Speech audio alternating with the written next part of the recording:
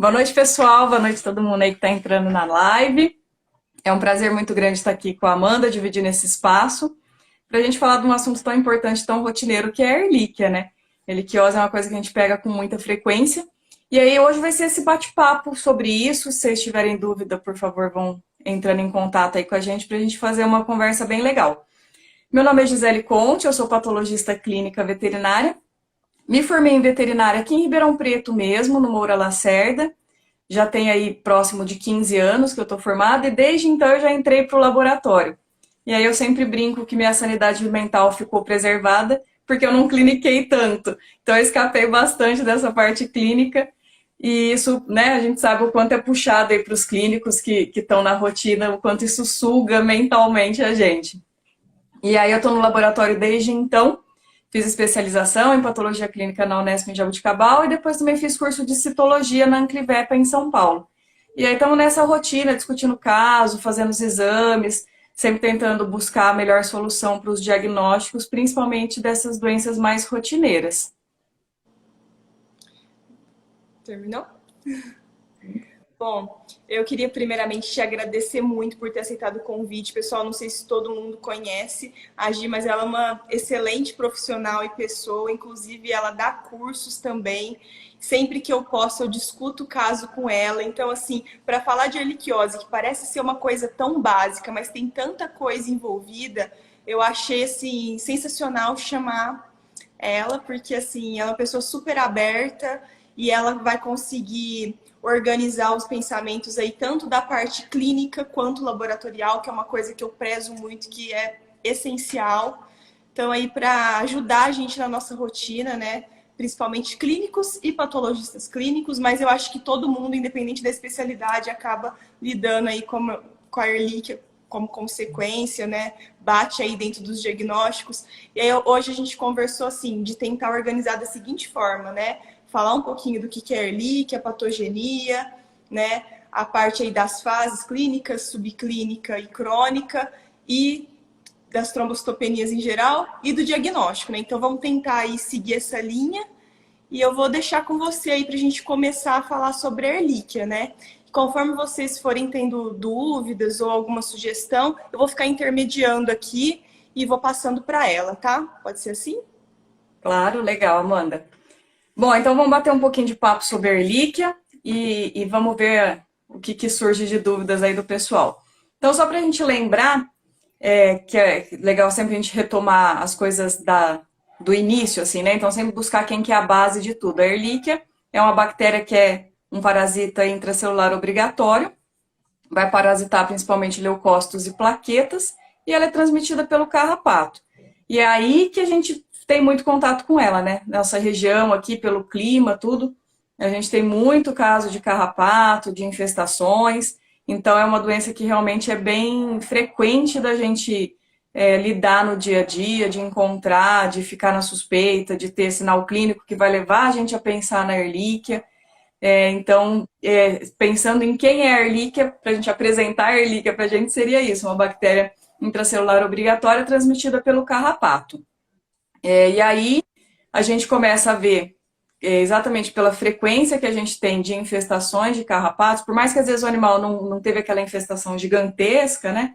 É um ou outro que pega, animal que às vezes tem contato com rua, parquinho, praça, qualquer coisa que entre em contato que possa estar ali realmente sujeito a ter algum carrapato que suba no animal para picar, a gente sabe que é um paciente que tem uma chance de ter erliquiose, por mais que isso seja mínima, né? Sim. E eu acho assim que o que você falou muito que parasita plaquetas, né? O pessoal acha que só com o hemograma, com trombocitopenia, já é erlíquia e já trata. E aí o que mais acontece, quando dá certo, ótimo, mas e quando persiste? E se não for isso, né? A gente tem que pensar também nos diferenciais. Hoje o tema é erlíquia, mas a gente tem que pensar muito nisso também, né? Que fica Ah, batendo sem na dúvida, tecla mano. e depois não é, né? O que eu acho que a gente tem que tomar cuidado é com essa coisa de tentar simplificar muito, né? Então, tipo, deu plaqueta baixa, é erlíquia, ponto final, vamos tratar.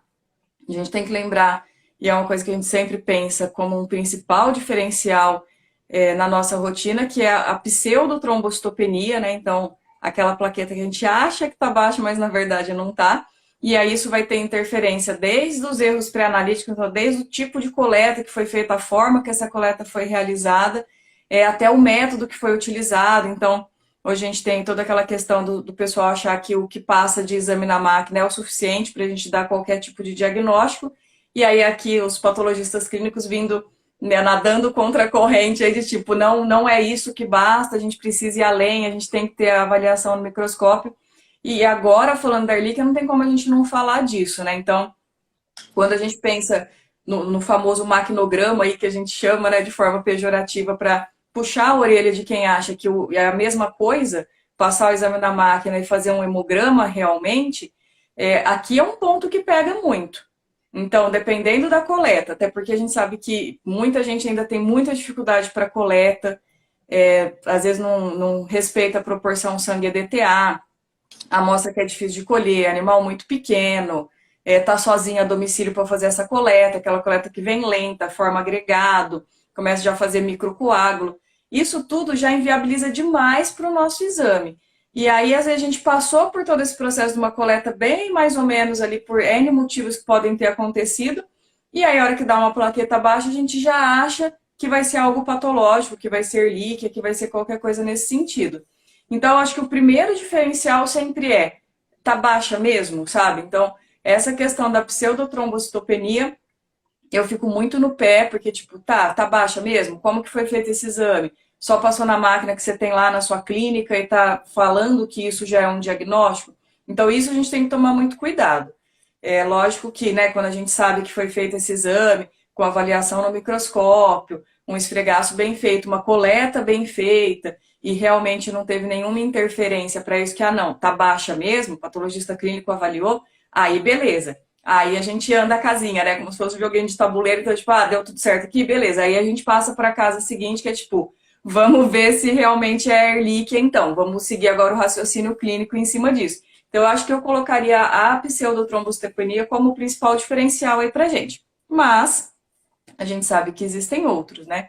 Então, qualquer condição neoplásica, um baço muito aumentado que pode estar sequestrando plaqueta, causas autoimunes, então a trombocitopenia imunomediada também vai entrar como um diferencial para a gente, que pode até ser secundária, né? Então, tipo, às vezes a gente realmente tem um quadro de erliquiose e secundariamente a isso a gente está tendo sequestro de plaqueta pelo baço, destruição imunomediada e a causa base é a Ehrlichia. Mas a gente sabe que neoplasias podem causar, então tem que fazer todo esse cuidado, assim, checar tudo isso para pensar realmente no diagnóstico da erliquiose. Então, a gente começa a ver que não fica tão simples, né? De tipo, quando deu plaqueta, deu baixa, beleza, Ehrlichia eu vou tratar. A gente já começa a ver que tem outros passos aí no meio do caminho para a gente se certificar que realmente vai ser pelo caminho da Ehrlichia que a gente vai. Sim. Outra coisa também, assim, dando essa liga de laboratório clínico, às vezes também fica muito preso no sentido, e vamos fazer uma capa leucocitária, se não deu, não deve ser Ehrlichia. Ou fiz um teste rápido, se não deu, não deve ser Ehrlichia. Também tem essa questão aí. Dando um oi para Thalita. Oi, Thalita. Ela falou, manda aí, pessoal. Eu acho que a gente poderia falar disso também, né? Porque isso é uma coisa que causa muita confusão. Qual a sensibilidade desse teste da lâmina aí? É importante fazer? Sim, mas qual que é a sensibilidade dele? Eu acho que todo diagnóstico, Amanda, isso a gente não pode esquecer, ele nunca vai ser um exame, né? Então, fiz um hemograma que deu qualquer tipo de alteração. Não vai ser aquele único exame que vai me determinar todo o tratamento, todo o restante dali, eu não vou precisar fazer mais nada a não ser tratar. A gente sabe que tem toda uma triagem de exames. E a Ehrlichia não é diferente disso. Então, suspeitei da Ehrlichia, quero fazer uma capa leucocitária para ver se realmente tem o parasita, quero afunilar mais esse meu diagnóstico, excelente. Ou mesmo a ponta de orelha, então o esfregar de ponta de orelha, a capa leucocitária, a própria pesquisa no sangue total, né? Já está fazendo ali o diferencial, a própria pesquisa no sangue total, que é o outro ponto que todo patologista clínico faz quando está lendo um hemograma, mesmo que ele não tenha alteração. Então, só puxando sardinha para o nosso lado de novo, todo hemograma a gente já olha com esse cuidado, já olha com esse carinho, porque às vezes não tem alterações significativas em termos de quantidade, né? Os números não estão mostrando muita coisa, mas a gente consegue pegar alterações morfológicas, um parasita ali escondido e tudo mais. Então, é de extrema importância fazer esse tipo de pesquisa, mas é aquela coisa. Se a gente achou, perfeito. Batemos ali o olho, ó, tem mórula, vamos fechar, deu certo, beleza, show, ficou lindinho. Não achou, não significa que não tenha. Né? O famoso buscar agulha no palheiro. Principalmente quando a gente pensa no animal que tem leucopenia, trombocitopenia, acaba dificultando mais esse diagnóstico da hemoparasitose sendo visualizada ali em lâmina. Então, eu acho extremamente importante fazer, porque geralmente é um exame que é barato, a amostra não é nada, né? É um sangue que você já colheu, uma ponta de orelha no máximo ali que você vai fazer diferente. Então, vale. Eu acho que é super válido fazer. Mas não esquecer que o fato de não ter encontrado não significa que não é. Então, a gente não elimina da nossa lista a doença simplesmente porque deu a pesquisa de hemoparasita negativo. E aí, para os outros exames sorológicos e tudo, segue a mesma linha de raciocínio. Primeiro que a gente tem que lembrar das fases da doença, né? Então, é importante para qualquer sorológico, para qualquer PCR, exame molecular, o que você for fazer em termos de diagnóstico, é extremamente importante a gente saber de que doença que a gente está falando e como que ela se comporta clinicamente. Então, se a gente pensar na Ehrlichia, a gente tem que lembrar que existem as fases aguda, subclínica e crônica. E aí eu vou encontrar alterações laboratoriais diferentes para cada uma dessas fases e, consequentemente, o tipo de exame que eu vou solicitar para tentar esse diagnóstico vai depender da fase que eu estou suspeitando. Então, quando a gente pensa na fase aguda, é o início de tudo ali. Então, o animal está com bastante sintoma clínico e é onde eu tenho aquele clássico, né, da anemia, leucopenia e trombocitopenia, principalmente a trombocitopenia.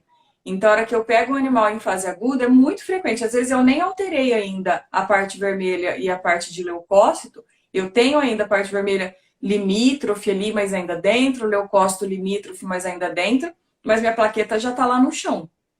Existem até alguns livros que falam, né, que a hora que isso abaixa de 100 mil, a plaqueta cai abaixo de 100 mil, é hora de você começar a suspeitar da Ehrlichia. 100 mil, é lógico que isso não vai ser uma nota de corte fixa, mas às vezes a gente tem ali 168 mil, 170 mil e já está todo mundo entrando com um tratamento, achando que vai ser Ehrlichia. Então, olha como isso pode diferenciar de acordo com a fase. Então, nessa fase aguda que a gente tem essa queda muito brusca de plaqueta, geralmente vem acompanhada de um aumento da proteína total. E a proteína total, muitas vezes ninguém nem olha esse resultado no hemograma, a gente acaba esquecendo da importância que ela tem. E essa proteína vai subir porque está produzindo mais anticorpo, está tentando combater isso, está tentando chegar lá. E aí, se a gente começa a somar essas pecinhas que o hemograma traz para o nosso quebra-cabeça, a gente começa a dar um passo adiante nesse diagnóstico. E aí, se eu estou numa fase aguda, que é onde tudo está começando, se eu fizer esses testes rápidos, ou mesmo os sorológicos que vão dar uma titulação, alguma coisa, a chance de eu pegar um falso negativo é muito grande. Porque a gente está no começo. Então, o organismo está ali, tipo, opa, tem Ehrlichia aqui, precisamos produzir anticorpos. Até isso ser detectado pelo teste, o 4DX, por exemplo, que hoje muita gente utiliza, inclusive nas clínicas, às vezes não manda nem para o laboratório, já faz direto na clínica, dependendo da rotina que a pessoa tem, ele vai detectar, se eu não me engano, a partir de 1 para 160 da titulação. Então, tem que subir um pouco esse nível de anticorpo para realmente a gente pegar ele positivo. E aí não adianta a gente ter que seja 50, 60 mil de plaqueta e um 4DX negativo e não pensar na Ehrlichia. Ela pode realmente estar ali. Então, não é porque o teste deu negativo que eu vou excluir isso. Excluir completamente o meu diagnóstico. Ah, não, fiz o 4DX deu negativo, não vou precisar tratar Ehrlichia. E o pior é que a gente vê isso na rotina, assim, não é raro acontecer, sabe? E aí que mora o cuidado. Então, tipo, se eu tenho alterações no hemograma, eu preciso saber de onde elas vêm.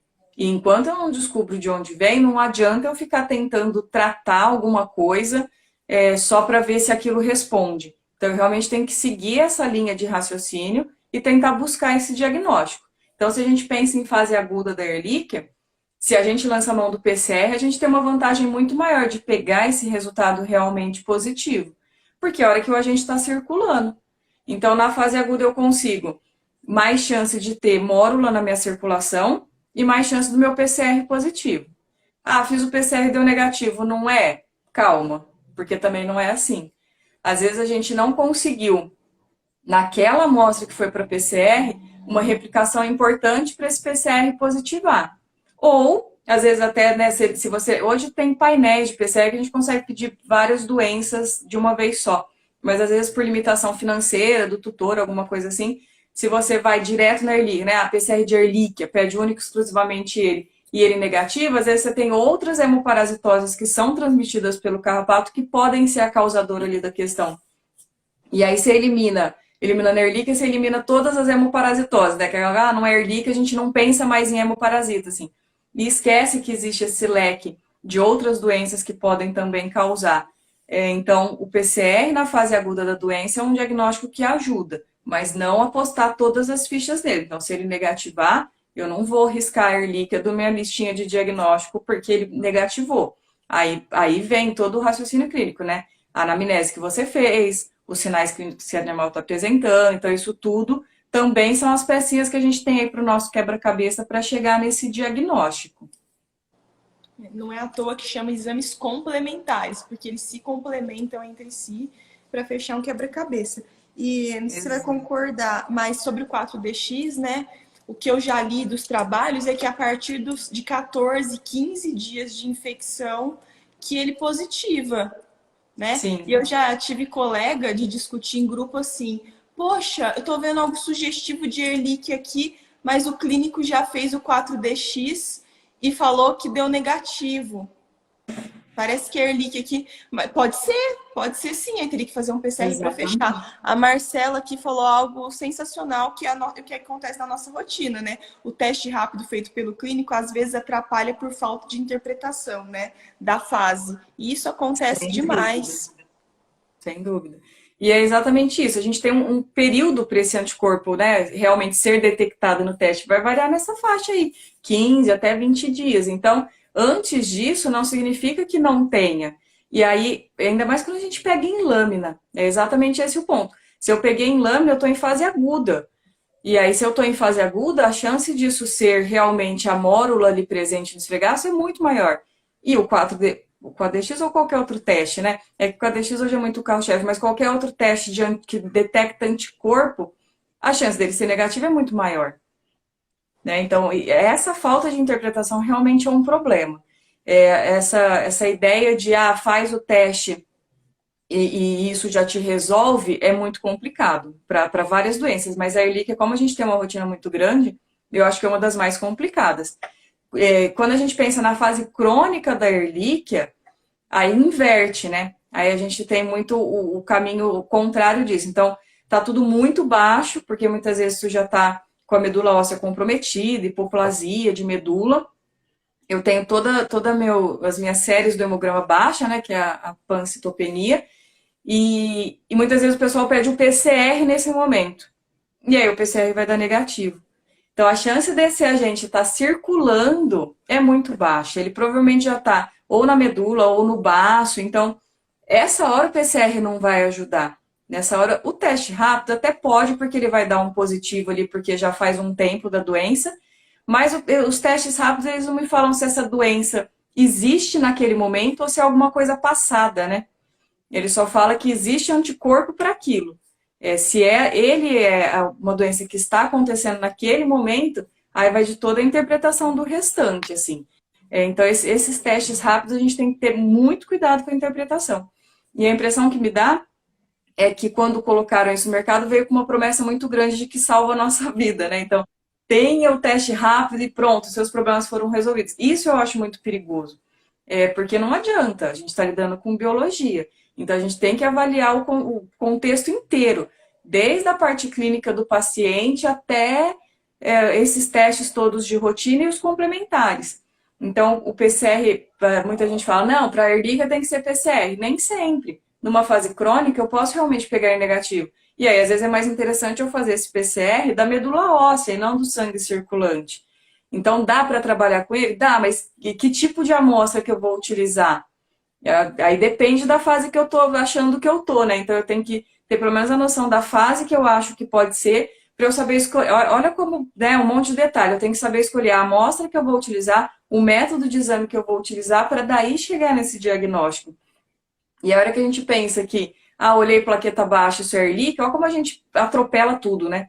A gente pula um monte de etapas, assim. Então, eu acho que essa ideia dessa conversa hoje é legal por conta disso, para a gente lembrar que não é uma coisa já reduz a outra, né? Então, a gente tem todo esse passo a passo para fazer. Não que não vá ser Ehrlich. A chance de ser Ehrlich é gigante na nossa região. Então, muitas vezes, aquela plaqueta baixa realmente vai ser Ehrlich.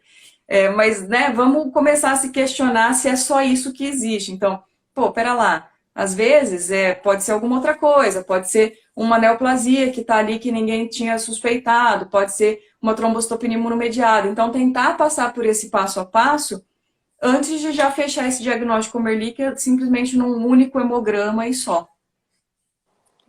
O pessoal mandou umas perguntas e eu anotei aqui, eu acho que tem duas que dá para fazer agora. Se você na fase crônica recomenda o pool de amostra de medula, pelo que eu entendi seria medula com baço, com linfonodo. O ideal é.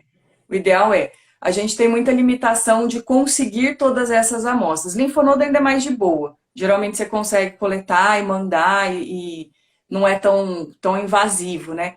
Agora, o baço e a medula, às vezes todo mundo fica mais resistente. Até porque é um animal que está com trombocitopenia muitas vezes, e aí tem essa questão de você fazer a punção do baço, então muita gente fica receosa. Mas o ideal, se a gente for pensar no ideal, realmente seria pool de amostra, linfonodo, baço e medula, porque aí a gente está indo em todos os sítios que esse parasita pode estar. E aí a chance da gente encontrar é maior, né? Então, o que a gente tenta com o pool de amostra é isso. Sair buscando onde ele possa estar para realmente tentar achar ele ali. Porque em algum lugar ele vai estar. E aí a gente tenta realmente cercar ele de todos os lados. Às vezes o pessoal pede, principalmente na fase crônica, um mielograma, porque já quer avaliar se já está em hipoplasia e tudo mais. E aí é legal lembrar de colher, porque às vezes o clínico nem pede. Mas colhe um pouco a mais essa medula e sugere. Já que vai fazer o mielograma, vamos colher um pouco a mais, porque aí a gente tenta já mandar essa medula para o PCR para ver se consegue fechar esse diagnóstico. Então, às vezes não. Sempre o nosso papel como patologista clínico é sugerir para o clínico as coisas. Então, às vezes o clínico realmente não sabe, não lembra, não se atualizou, não viu. Vamos lá e vamos cutucar, sabe? Pera lá, você está me pedindo um mielograma aqui, vamos aproveitar e já colher um pouco, a gente manda isso para o PCR. Mas dá para fazer? Dá, vamos fazer. Então a gente vai sugerindo essas coisas. Nem todos dão abertura, lógico, mas sempre que a gente pode, eu acho que é legal a gente mostrar que tem essas diferenças e mostrar que esse é o nosso trabalho, né? Esse é o nosso diferencial. Então, eu acho que faz parte do nosso trabalho, além de toda essa questão de diagnóstico e interpretação, auxiliar o clínico nesse sentido e trazer para ele o que seria a melhor opção naquele momento que a gente está lidando com aquela doença. Sim, é o que a gente sempre fala, né? Vai muito além de laudos. É aliada, afinal, todos nós fizemos um juramento, então o nosso bem maior é o animal. A gente está aqui pelo o mesmo objetivo, né? Eu noto que às vezes não quer compartilhar, não porque não quer que ajuda, mas porque às vezes pulou alguma etapa, né? E fica meio assim de conversar, mas independente disso, a gente está aqui para auxiliar de toda forma, né? Não, sem julgamentos total. A gente também ouve, orienta, exato, é igual. Longe disso, assim. Então, o clínico, ele tem que estar à vontade com a gente para expor isso tudo, até nesses momentos que, nossa, eu não sei se eu fiz a melhor coisa. Não tem problema, vamos tentar fazer a partir de agora. E vai, sabe? Tem que ter esse apoio, assim, eu acho extremamente importante. Sim, e sobre os testes rápidos no geral, né? O contrário também, né, é verdadeiro. Assim como demora um pouco para positivar, pode positivar muitas vezes depois, né, pós-tratamento, e não é porque a Ehrlichia está ali, né? É porque o teste continua positivando. Tem trabalhos que mostram depois de 1 ano, 3 anos, tá positivo ainda, né? E o animal já não tem mais erliquiose. Então, pós-tratamento, já não adianta eu fazer 4DX, né? TX ou qualquer outra marca de teste, né? Teste rápido que vai detectar anticorpo. Então, às vezes, se querem, né, fazer algum controle no sentido de vamos ver se deu certo, o 4DX vai ser um puta tiro no pé, porque você vai ficar tratando isso eternamente achando que ainda tá. Então, esses detalhes da interpretação são de extrema importância, porque é isso. O 4 eu tô falando 4DX, dá até a impressão que eu tô implicando com a marca, mas não é. Eu uso A gente 4DX. super usa e super ajuda, mas tem momentos, né, que tem que saber interpretar. Sim, todos esses testes que são de anticorpo, a gente tem que ter esse cuidado. E às vezes o clínico até entra em contato com a gente para perguntar. Ah, tô pensando em fazer o teste rápido para anticorpo de Ehrlichia. Rola fazer? Essa amostra que tá aí, que eu já te mandei por hemograma, dá para fazer? Preciso colher outra? Aí a hora que a gente tem o espacinho para falar, ó, pera lá, vamos ver aqui o hemograma como é que tá. Ah, ó, tá muito baixa a plaqueta, tá muito agudo, talvez não seja o melhor momento. Ou tipo, ó, ele teve, né, que tem muito aquela coisa, ah, faz 6 meses que ele teve Ehrlichia e agora a gente tá achando que é Ehrlichia de novo, então eu quero fazer um exame para ver se realmente é, para não ter que tratar novamente. Também, se já teve, a chance de a gente pegar esse falso positivo vai ser imenso, assim. Então, às vezes é hora de lançar mão de outro exame, e aí a gente vai fazendo a nossa parte ali de orientar. Tem a tríade também, né? Às vezes o animal está num ambiente que ele pode se reinfectar ou ele está imunossuprimido por outra causa e realmente está com Ehrlichia novamente, mas não adianta só tratar a Ehrlichia, tem que ver a causa base, né, também. Às vezes, É, acho que peca nisso, né? Por que será que ele está se reinfectando? Será que aquela exatamente. tríade hospedeiro, né, ambiente, animal, como é que está esse ambiente, como é que está esse animal? Né? Será que está fazendo controle de carrapato? Tem que ver tudo isso, né? Exato, porque se a fonte é o carrapato, né? Às vezes a gente está brigando contra o inimigo final ali, que é a Ehrlichia, e esquece de quem está trazendo essa Ehrlichia, é o carrapato. E aí é bem isso. Se está num ambiente que tem reinfecção, vai se reinfectar quantas vezes for, né? Porque aí não tem organismo que aguente, assim. Então, ó, a gente já foi lá para casa do proprietário para pensar na avaliação disso tudo. Então, olha como tem todos esses pontos para a gente pensar antes de qualquer, né, diagnóstico final que a gente venha a dar, independente do exame utilizado.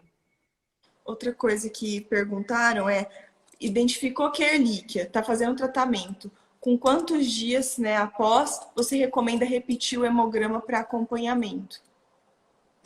Depois que já iniciou o tratamento, pelo menos 3 a 4 dias eu acho que já é legal fazer, para ter uma noção de como que está evoluindo esse quadro. Geralmente, quando é a Ehrlichia realmente, entra com a doxy, 5 dias o animal já está, a melhora clínica já é gigantesca, assim. Então, 3 a 4 dias depois é legal fazer um controle, ver como que tá, e aí se porventura isso ainda está piorando muito, né, tá caindo a anemia, tá piorando plaqueta, aí é a hora até de pensar em buscar outra causa e aí checar essa anemia está regenerando ou não, sabe? Começar a olhar outros pontos aí para ver se vale seguir esse tratamento só ou se, opa, peraí que pode ter coisa além aí acontecendo. Mas pelo menos uns 3, 4 dias é legal esperar. Certo. A tal aqui, tal maravilhosa, perguntou: ó, há trabalhos que dizem que amostras de sangue total são menos sensíveis para os testes rápidos. Isso procede? Então, tal, eu tenho bastante preconceito com sangue total também, eu acabo não utilizando.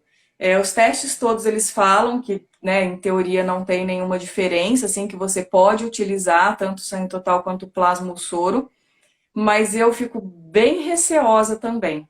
Então, ainda mais a gente que está dentro do laboratório, que consegue pegar o soro, pegar o plasma, eu até prefiro trabalhar com o soro, quando é possível escolher, assim, eu prefiro até trabalhar com o soro para ter o mínimo de interferência possível, porque eu já não tenho nem fator de coagulação, nem, né, proteína de fase aguda, assim, já tiramos isso. Mas, em teoria, eles falam que pode, mas eu realmente não gosto também, eu tenho bastante preconceito. No laboratório a gente nem usa. Ela Já também pede tem para preconceito. Então, acho que mais gente deve ter, assim, né? já pede para mandar direto o tubo vermelho junto.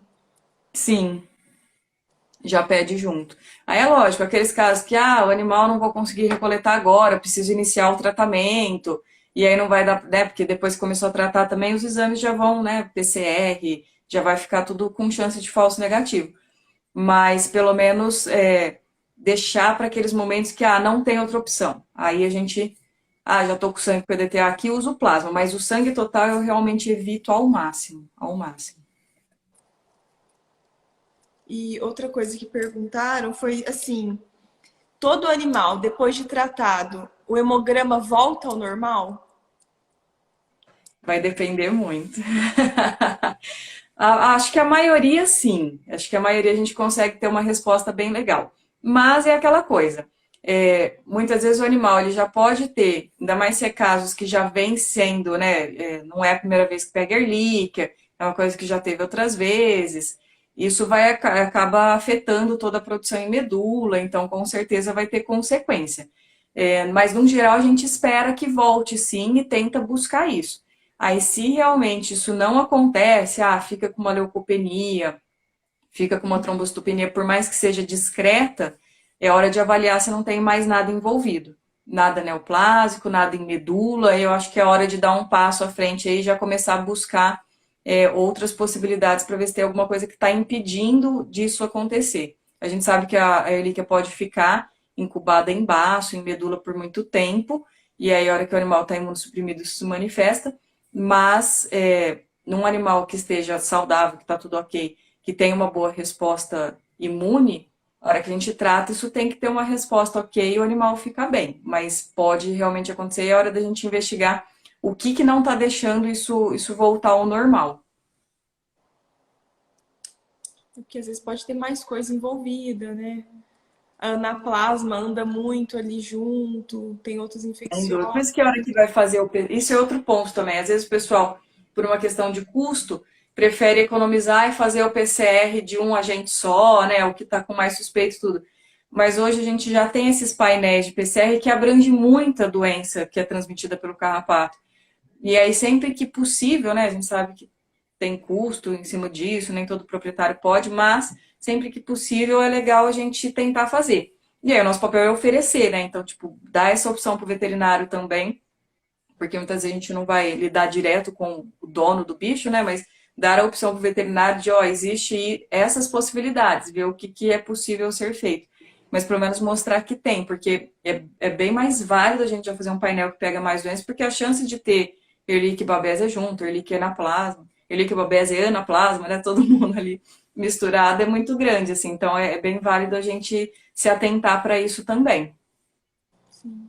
E às vezes a gente fica tão preso no hemograma que acaba esquecendo que a Ehrlichia ela pode afetar outras coisas também, né? Por exemplo, o Sim, olho, o rim, né? E sem dúvida. acho que seria legal a gente falar um pouquinho disso, né? Dos É. imunocomplexos. A Ehrlichia vai afetar vários sistemas, né? Então, quando a gente começa a ver quais são as possibilidades e sintomas, a gente tem desde do básico ali, né? Sangramento, porque tá com plaqueta muito baixa, a clássica epistaxe, né? Tá com o nariz sangrando, e aí já logo a suspeita é Ehrlichia. Então, tem esses clássicos que a gente sabe que vai acontecer pela queda plaquetária que a gente vai ter. Mas aí tem tudo, afeta a parte ocular, afeta a parte nervosa muitas vezes, a parte muscular e articulação, né? Então a locomoção do animal pode ficar prejudicada. E aí a gente tem que lembrar disso, parte renal. Então muitas vezes a gente tem depósitos de imunocomplexos, e aí isso vai para a articulação, vai para o rim. E aí a gente tem um animal que fez lá um exame junto com o hemograma, fez uma urinálise, na urinálise a gente já está tendo alterações que vão indicar a perda de proteína. Então, tem proteinúria, tem a UPC aumentada, começa a ter cilindro. Isso tudo a gente tem que começar a linkar uma coisa com a outra. Fígado, muitas vezes o animal tem já aumento de enzimas hepáticas, então a gente tem um aumento de ALT, começa mais discreto. Tem que tentar associar isso tudo. Realmente é um conjunto. Assim, a gente tem muita coisa que pode ser afetada pela Ehrlichia e às vezes vai até para a parte oftálmica, né? Então o pessoal busca o oftalmo, o tutor, meu animal está com problema no olho, vou no oftalmologista, porque hoje a gente já tem essas coisas das especialidades veterinárias, né? Muitas vezes, já vou direto no oftalmo para eu tentar resolver. E aí tem que voltar para o clínico, que tipo, pera lá, o problema não é o olho, é alguma coisa além aí. E aí buscar saber essas causas e investigar exatamente para ver se pode ser a Ehrlichia a causadora disso tudo. Mas não esquecer que ela afeta vários sistemas do paciente, assim. Então, realmente, ficar só no hemograma é muito pouco, né? A gente tem que fazer uma avaliação bem geral desse paciente, até para melhorar esse prognóstico depois. Então, ter uma resposta mais rápida, ficar realmente bem depois que acaba o tratamento. Se a gente cerca isso tudo, a chance de ter um sucesso no tratamento é muito maior. Uma erliquiose crônica pode levar também no futuro um problema renal grave, até uma doença crônica. Então, é legal, né? Fez urinálise, faça o PC também, né? E tente tratar isso, porque provavelmente o animal, se ele tiver com proteinúria muito alta, pode ser uma glomerulonefrite em consequência da erlíquia, né? Sem dúvida. Você sabe que esse negócio da UPC, Amanda, às vezes o clínico não pede, porque ele nem sabe, não sabe interpretar e tudo mais. O que eu fiz na minha rotina, que eu acho que ajudou bastante, foi colocar o PC na urinálise. Então, eu embuti já. Então, toda urinálise vai ter o PC. No início, aí lógico, eu ajustei preço para isso, porque aí meu custo ia ser um pouco maior. E aí, no início, ninguém sabia interpretar, tava aquela coisa, para que é isso, para que serve? Aí, por mais que você faz comunicado, né, divulga e tudo mais, eles sempre vão entrar em contato e tudo. Mas hoje isso já está bem mais palatável na rotina aí dos clínicos. Então, fica mais fácil. Você vai explicar algumas vezes, mas depois o pessoal já, putz, que legal. E a hora que você olha uma urinálise sem o PC, parece que tá manco, né? Faltou alguma coisa. Você vai, opa, tá faltando alguma coisa. Agora, eu não tinha pensado. Fica meio manco, assim. Eu olho uma urinária e falo, mas cadê o PC, gente? É até ruim de interpretar, assim, de tão acostumada que eu fiquei. E foi uma saída que me ajudou demais, porque se eu fosse esperar o pessoal pedir, eu ia ter muito pouca saída. E a creatinina que a gente usa para fazer o PC é a que a gente já usa no exame de sangue, né? Para creatinina sérica e tal. Então não é um kit que a gente precisa comprar. Mas a dosagem da proteína, aí a gente já precisa investir num kit próprio para dosar a proteína da urina. E aí eu tinha medo de investir nisso e perder, né? Porque aí o pessoal não pede, acaba vencendo, você morre com aquilo na mão e tudo. Aí eu falei, quer saber? Não estão pedindo, vai goela abaixo, vou fazer sim. Boa ideia. E aí já tem uns bons anos que eu fiz isso. Porque o clínico não pede, ele não está acostumado, muitos não sabem. Já tem, né, os que já estão até especializados em nefro, que aí sempre vai pedir tudo. Mas é uma maneira da gente dar uma forçadinha aí para eles aceitarem esse exame. Fica um pouco mais caro o exame, se a gente for comparar, às vezes, com outros que não fazem com a UPC. Mas a hora que ele se acostuma e vê que o negócio realmente tem uma resposta legal, ele mesmo já vai, não, vou pedir, mesmo pagando mais caro, que vale. E aí eu acho que isso pode ser uma ideia para a gente tentar colocar isso na cabeça dos clínicos também. Tá de parabéns. Obrigada. É porque é uma solução, você tá me dando uma solução na live. Mas pode ser para outras pessoas também, né? Que tem laboratório Tem menor, ou que sofre com isso, porque deve sofrer mesmo. Eu passo isso aqui. sim. Legal. A Tawara tá aqui tá falando aqui. Vi 2 casos que ambos os pacientes tinham quadros convulsivos, os 2 positivos para erlíquia. Eu nunca peguei, Mas pode. Eu nunca peguei diretamente, mas eu sei de clínicos que me relataram depois que realmente tinha a parte neurológica afetada pela erlíquia, que realmente pode. E aí é um diferencial importante, porque é aquela coisa, se a gente for muito simplista, né? Sinal neurológico, sinomose, a gente já começa aquela coisa. Então, tentar quebrar esse senso comum, que às vezes a gente vem com isso até da faculdade, porque é mais fácil, né? A gente tentar gravar uns sinais muito clássicos de algumas coisas para ficar mais fácil de entender. Mas a gente tem que entender que o animal tem um sistema complexo como um todo, assim, e aí não vai ser epistaxia erlíquia, sinal neurológico é sinomose, icterícia leptospirose, a gente tem que quebrar isso. Passou da hora da gente se desprender desse tipo de raciocínio muito curto. Depois você conta aí, tá? O que virou? Depois que tratou, resolveu? Como que ficou? Outra dúvida. Eu não sei como é que se tem um bom prognóstico. Provavelmente deve ter um pior prognóstico. Eu não sei também se... Acho que são animais que têm mais chance até de óbito, né? Eu acho que complica um pouco mais o quadro. Mas eu também não vou saber, depois se a tal souber, é legal dar esse retorno pra gente, sim. Aqui, a Ana Luísa também tá falando aqui, já ouvi que esses comprimidos antipulgas carrapatos não impedem totalmente a picada. Sendo assim, qual a melhor profilaxia para erlíquia? Seria a coleira repelente ou os comprimidos funcionam sim? Então, eu não tenho muito conhecimento a respeito dos comprimidos, mas o que eu vi é que para o animal, para o carrapato, transmitir a erlíquia para o cachorro, ele tem que ficar no animal sugando, assim, né? Realmente picando ali, pelo menos 8 horas. Então, eu acho que a ideia desses comprimidos. Ah lá, os dois morreram da tal, tá vendo? Realmente é prognóstico ruim. A ideia desses comprimidos é tentar deixar o mínimo de tempo possível do carrapato em cima do cachorro.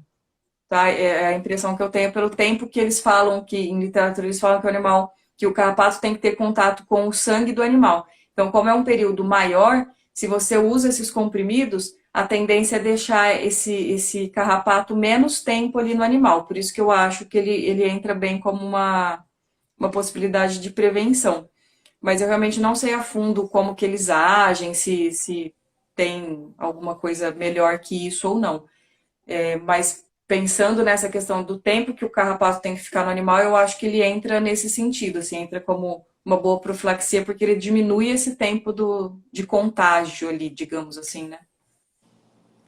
E também, assim, às vezes deu o comprimido, mas teve uma janela ali antes, né? Tem gente que usa o comprimido que é para ficar 3 meses a cada 6 meses, né? E aí fica 3 sem proteger. E aí E quer que o outra, comprimido faça desculpa. efeito. Mas só lembrando agora da questão do período de incubação da doença, né? Então, a Erlic, ela vai variar de 8 a 20 dias. Então, às vezes, realmente, ficou nessa janela sem a medicação, porque, 3 meses, mas dura 4, dura 5. E aí, nesse intervalo, pega, e aí isso vai manifestar depois, quando já tomou outro comprimido, e aí dá a sensação que esse comprimido não está fazendo efeito. Realmente tem essa janela aí que a gente tem que ter cuidado. E também tem a questão que às vezes acontece muito. Foi no veterinário, foi no pet shop, depois que voltou, que ficou doente. Mas também tem o estresse do animal, né? Que pode baixar a imunidade. Baixa resistência. Às vezes era algo subclínico ali. E o legal da fase subclínica é que muitas vezes não tem alterações clínicas, mas já tem alterações laboratoriais. Tá? E a importância também de fazer o check-up. É, que é o mais complicado, né? Não, mas peraí, o animal tá bem. E aí, às vezes é isso, é a hora que a gente consegue pegar e ter um prognóstico bem melhor, exatamente porque você pegou antes disso, né?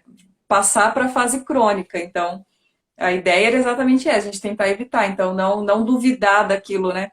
Não, se tem alteração, vamos descobrir de onde é, porque alguma coisa tá acontecendo. E aí a gente tem que insistir para ir atrás mesmo. E bom é os clínicos, né? Chega lá com o exame e fala assim: esse aqui é um pré-operatório, hein? Vai fazer cirurgia semana que vem. Você não acha, não. É, ainda tem que fazer sob pressão. E a fase subclínica de Ehrlichia é bem isso, assim, adora gongar os pré-operatórios, porque o animal tá bem, ninguém imagina que vai dar alguma alteração. E aí é onde a gente pega ali, né, aquela plaquetinha mais ou menos, às vezes. Na fase aguda também a gente tem aumento de linfócito, que é outra coisa que a gente esquece também de checar. Então, isso tudo é legal a gente relembrar mesmo, porque vai ajudando para o diagnóstico final. Ela respondeu aqui, ó, Ana Luísa. Verdade, tem muito tutor que jura de pé junto que tá certinho e o animal tá lá positivo. Aí tem que ver isso também, né? Positivo aonde, né? Se é o teste rápido, se o animal tem clínica, se tá compatível os exames, aí tem que interpretar tudo junto. Mas acontece mesmo. Demais. O que mais que eu ia falar aqui para acrescentar? Deposição de imunocompleto. As alterações medulares, né? Que teve gente que perguntou sobre a anemia, se ela é regenerativa, se ela é arregenerativa, porque Na Ehrlichia, a anemia ela tende a ser arregenerativa, então ela não tem regeneração, exatamente porque a gente tem essa questão da medula. Então, na fase aguda, ela vai ser anemia regenerativa porque é a anemia da inflamação, né? Então, é aquela anemia secundária à inflamação e por isso que ela é regenerativa. Na fase crônica, é exatamente porque já afetou medula. Então, a gente tem uma hipoplasia da medula, em alguns casos mais severos até a aplasia mesmo, e aí a gente já cai toda a parte de produção celular, e aí a coisa complica, né? Então, a ideia é não deixar que os animais vão ter líquen, em algum momento eles vão ter, muito raro. Aqui no nosso clima, da maneira que as coisas são, o animal nunca pegar. Mas o que a gente tenta evitar é isso, né? Disso não caminhar até a fase crônica, que é onde a gente tem mais chance de óbito. Então, a Ehrlichia é uma doença que é muito frequente e que, se a gente não tomar cuidado, realmente pode levar o animal a óbito. E aí, a fase crônica é onde isso se complica mais. E aí, a gente tem que ter esse cuidado para não deixar chegar lá, porque senão chegou lá e é anemia, leucopenia severa, trombocitopenia extremamente grave. E às vezes a gente acha até o parasita na medula, né? Não é tão frequente, mas a gente pode ter essa sorte também de, no mielograma, conseguir encontrar a mórula, alguma coisa assim, que também já guia bastante o nosso diagnóstico. Outro Ah, des- e um detalhe só, ô Amanda, aproveitando que a gente está falando disso, às vezes a gente, mesmo na medula, que é onde, né, na fase crônica a gente tem mais chance de pegar, a gente pode achar o parasita e esse PCR dá negativo também, tá? Assim como a gente comentou lá no sangue, na medula a mesma coisa, porque às vezes a gente acha que, estou mandando a medula para PCR, logo a chance de falso negativo é menor. Até é, mas a gente vê o parasita na medula, só que o PCR não conseguiu pegar, seja por baixa parasitemia, seja por replicação inespecífica daquele agente, enfim, né? Mas lembrar disso que isso também pode acontecer na medula, não só no sangue. Você já pegou casos assim? Que você O viu PCR negativo e ter visto o parasita? na Já. medula óssea? Um hepatosum. Ai, Um hepatosum, um gametócito de hepatosum, e a gente tinha mandado o PCR, eu falei, beleza, né, deve vir positivo, vai ficar bonitinho, aí não veio. E realmente não tinha muitos, eu consegui ver 2 só na medula toda, e olha que a medula tem, né, bastante célula e tudo mais. E ainda assim a gente não conseguiu pegar. E mas, mesmo no sangue, babésia, vem lâmina, não pega no PCR, essas coisas assim. mas aí você costuma fazer o quantitativo. Sim, E ainda assim. quantitativo. Ó, a E Dani ainda chegou assim. aqui, ó, tá comentando aqui. Ai, Eu gosto da analogia que o PCR é um aquário. Às vezes pescamos o peixe, às vezes não. é Bom, bem isso mesmo, Dani. É bem isso. Nem sempre a gente consegue pescar ele ali. É a hora que pesca, beleza, a hora que não, a gente tem que entender que não significa que não tem peixe ali. É bem isso. E o PCR, às vezes o pessoal deposita uma carga muito grande nele nesse sentido, né? De, não, o PCR é o que vai me falar se tá positivo ou não. E às vezes passa isso pro tutor, que é a hora que você se complica, né? Eu falo que dependendo do jeito que a gente aborda o tutor, a gente se enrosca. Então, se você fala, não, nós vamos pedir o PCR porque é ele que vai falar se é ou não Ehrlichia para a gente tratar. Aí vem negativo e você vai ter que tratar porque você tem todos os indícios para tratar. E aí, às vezes, o tutor fica resistente, que tipo, pô, mas não era ele que ia falar. Se ele deu negativo, não precisa tratar. Então, explicar isso tudo para o tutor também é de extrema importância, porque senão a gente se enrola por bobeira. isso vai muito da experiência também da pessoa, porque se ela não passou por todas essas situações, né, da Ehrlichia, ela não vai conseguir transmitir tudo isso de uma forma clara para o tutor, né? E aí eu acho que isso é legal também dessa live, porque a gente está tentando aí dar da melhor forma essas informações de mão beijada, porque às vezes nem foi tudo isso que você já pegou na sua rotina, né? Então eu acho que isso é bem válido. E é para isso que serve a patologia clínica, para ajudar nisso tudo. Sim. E aí, se a gente também, se o clínico não for cercando de todos os lados, em algum momento ele vai se perder no diagnóstico, né? Porque ele não vai ter embasamento para concluir isso. Exatamente esse é o ponto. E aí, às vezes você não consegue ter um tratamento eficaz por conta né, da abordagem que foi feita na consulta, sabe? Umas coisas assim. Então, isso tudo é de extrema importância, assim. Estar embasado disso tudo, trocar ideia com o laboratório, com o patologista clínico, realmente fazer uma parceria bacana, assim, porque, nossa, acrescenta demais. A gente está na rotina e a gente sabe o quanto faz a diferença. E vai fazer você ter confiança para conversar com aquele tutor. Porque às vezes ele foi lá em você não passou confiança, ele foi para o outro que fez a mesma conduta que você teria. E por que ele foi para o outro? Porque não passou confiança em algum momento, alguma coisa aconteceu ali. A gente vê isso muito como laboratório, né? Poxa, eu fiz esse exame agora. Aí foi, vida com. É exatamente isso. Né? E a gente está aqui para auxiliar, então é bem legal isso. De perguntas assim que eu tinha eram essas. Tem mais alguma colocação sobre o tema que você achei importante? Que a gente falou quase tudo Acho aqui, que né? não, eu acho que a gente abordou bastante tudo que eu tinha pensado da gente conversar, acho que a gente conseguiu abordar sim. O pessoal fez pontuações bem legais aí, porque acrescentou bastante pra gente.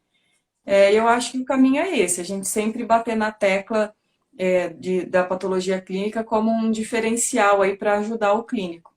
A gente é super defensora dessa ideia, né? E eu acho que cada vez mais a gente vai levantar essa bandeira, ainda mais agora que a gente tem tido muita gente formada, né? As faculdades estão com bastante estudantes e tudo, então tem saído muito veterinário no mercado de trabalho. E a gente precisa já trazer eles para iniciar o trabalho no dia a dia aí, sabendo da diferença que faz você contar com um patologista clínico e não contar. Então, acho que a hora que a gente consegue encaixar essa ideia na cabeça, principalmente quem está começando, eu acho que a coisa já vem diferente. Acho que todo mundo ganha, todo mundo cresce e, e aí o bicho só tem a ganhar, né? Se o nosso intuito é sempre ajudar o animal, salvar o paciente, é a hora que está todo mundo trabalhando para a mesma coisa. Então, eu acho que a patologia clínica está aí para isso, está vindo cada vez mais com força total e estamos aí para o que der e vier, que a gente vai crescer cada vez mais. É isso aí. O pessoal tá elogiando, ó. Mônica, parabéns, que aula. A Milena também. Oi, Milena. Parabéns, sempre muito bom te ouvir. E eu digo mesmo, foi um prazer ter você aqui e falar sobre esse tema, assim, parece tão simples, mas acaba sendo complexo e você abordou de uma forma sensacional. Que bom, obrigada, obrigada mesmo, Amanda. Adorei participar. Vou estar sempre à disposição, sempre que você quiser marcar um bate-papo aí, que eu acho que é muito legal essa troca, essa interação que a gente tem. E aí, o pessoal que ainda não conhece o canal no YouTube, Stolab Vet tem um canal no YouTube também, a gente coloca uns vídeos discutindo algumas coisas básicas da parte de laboratório, brincando um pouquinho, xingando um pouco, e estamos lá para incentivar a patologia clínica a ser cada vez maior. É isso aí. Gente, sigam lá porque é bem bacana, é bem bom o trabalho que a gente faz. A Tal aqui pontuou, a trombocitopenia não é deficiência de doxiciclina. Obrigada, Helena. E é isso, E aí, gente. esse vídeo a gente vai pôr lá no canal também. Então, quem de repente aí perdeu ou quiser assistir de novo, quiser mandar para alguém, vai estar no canal do YouTube aí para a gente poder rever sempre que precisar. Que ótimo. Vai ficar salvo aqui também, tá? E é isso, gente. A Maísa aqui também, ó, parabéns pela aula. Maísa, obrigada, Maísa. A Tal também, parabéns. São divas da patologia clínica. Ai, obrigada. Que honra. Obrigada, Thaís. Bom, então, acho que é isso. Mais uma vez, obrigada. E a gente se vê. Se não for aqui online, vai ser presencial lá no curso de Cito. Que a gente Isso tem um aí. curso também de Cito está em andamento, gente. Olha lá, que é sucesso. Abração. Obrigadão, Amanda. Beijo. Beijo, pessoal. Obrigada. Tchau, tchau, pessoal. Muito obrigada pela presença. Vocês foram sensacionais. Obrigadão, gente. Beijos.